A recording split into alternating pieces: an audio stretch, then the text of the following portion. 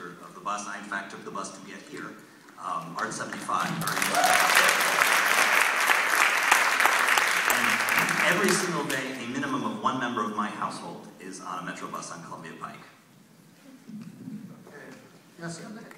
Hello. I was just going to say, I'm sorry to interrupt, but just a quick one you asked. I actually don't ride the bus on Columbia Pike. I'm more likely to ride a bicycle on Columbia Pike, and there are going to be bike boulevards parallel to the areas. It has been thought through how to make bicycling safer. And the only other insight I will give, and this is from my own personal experience, I lived in San Francisco at one point and rode the bus. But here in Arlington, the bus comes about a block from my home, and I've only ridden it once.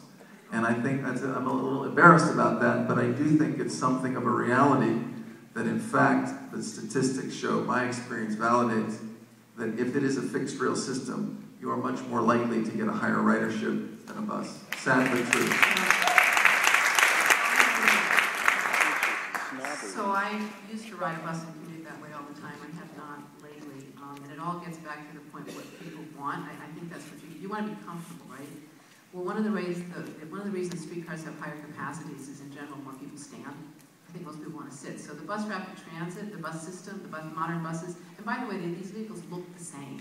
You're asking what's the difference. I mean, I have shown people pictures of a bus rapid transit bus, and they say, see, isn't that a great streetcar? And I say, that's a bus. So they look very much the same. And it's just logical. If you've got a vehicle that is about the same size, looks the same, it's going to carry the same number of people. But if more than stand, you'll get more of them in there. And then there's the on and off boarding. The stops that we're building are actually better suited for buses because the buses will be really level with these stops. The streetcars are a little higher, and they're going to have ramps that will come down. I also think that what we want is frequency. I mean, when you're waiting, do you want to wait? And remember, this is going to be a mix of buses and streetcars. And although Wamana may have told Mrs. Hines that she can't add any more buses on here, I believe our plan is to add 10 more buses and 10 streetcars. That's the plan, 20 more vehicles. So I think we're planning to add those. But they can come along just as frequently. You can't have the streetcar coming in more frequently than the 3 buses that are in front of it.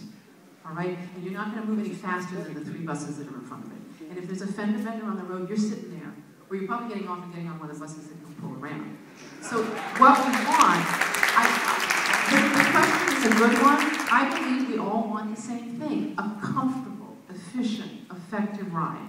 And my point is that can be achieved for 20% of the cost. That's sort of what I'm thinking. Okay, I think you can answer my question. I've waited a long time. I'm Bonnie Mangan, and I live in Penrose, and I've lived there since 1984 and own a home and pay lots of taxes. Your cheery little film and a lot of your handouts and reports highlight the Portland system. According to an annual census done by the Portland Business Alliance, the percentage of downtown Portland commuters who come in by streetcar was 1% in 2001. It was 1% in 2010. So you all are saying that we're going to get more ridership. Some of the studies, even from Portland, do not bear this out. How do you explain that?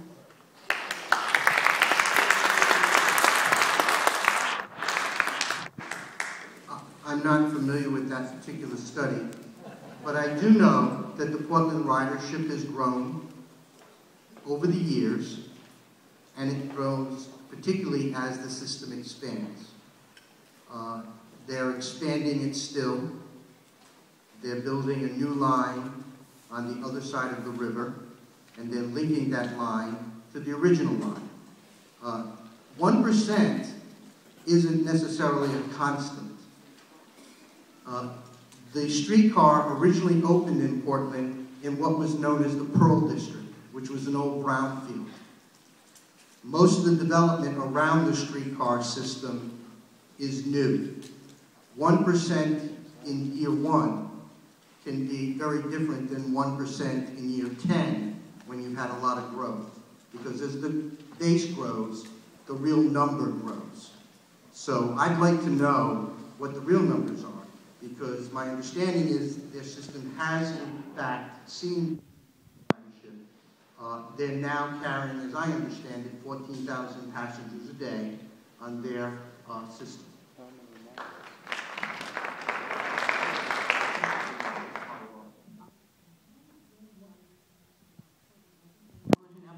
There are articles in the Portland Oregonian showing that ridership is down, people are frustrated with it.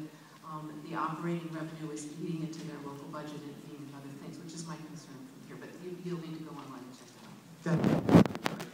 We do track ridership. You need to call the mic over, please. We do track ridership with these other systems, and one of the things we particularly saw in Portland is that it is not just the commute trip. Where the trains are full is midday and off-peak and weekend service. And so it's also about creating a transit-oriented lifestyle where people consider transit as an option for not only the commute trip, but for the trip to Twisted Minds wine store or the local taqueria. Those are trips today, in many cases on Columbia Pike, that are taken by car.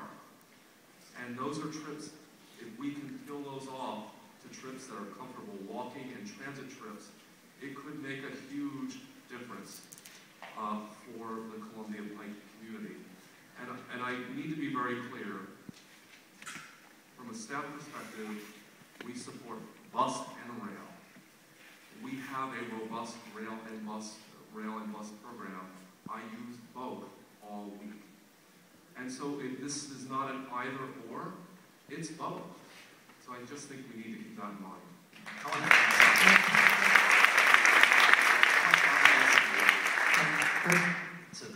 Particularly with regard to Portland, imagine that if you were in another city in the country somewhere right now, and they were considering implementing a subway system.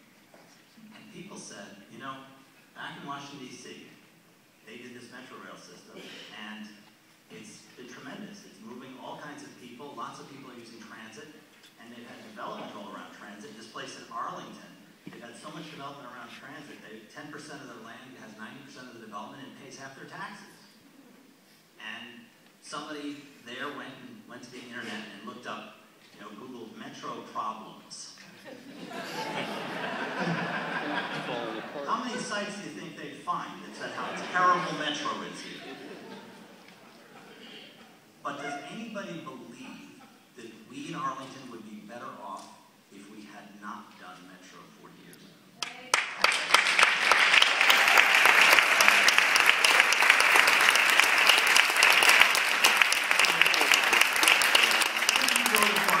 If you go to Portland, and I suggest it's a place you might want to go to because it is actually a pretty nice place. I'm told I can't, And if you go to Portland and actually talk to people,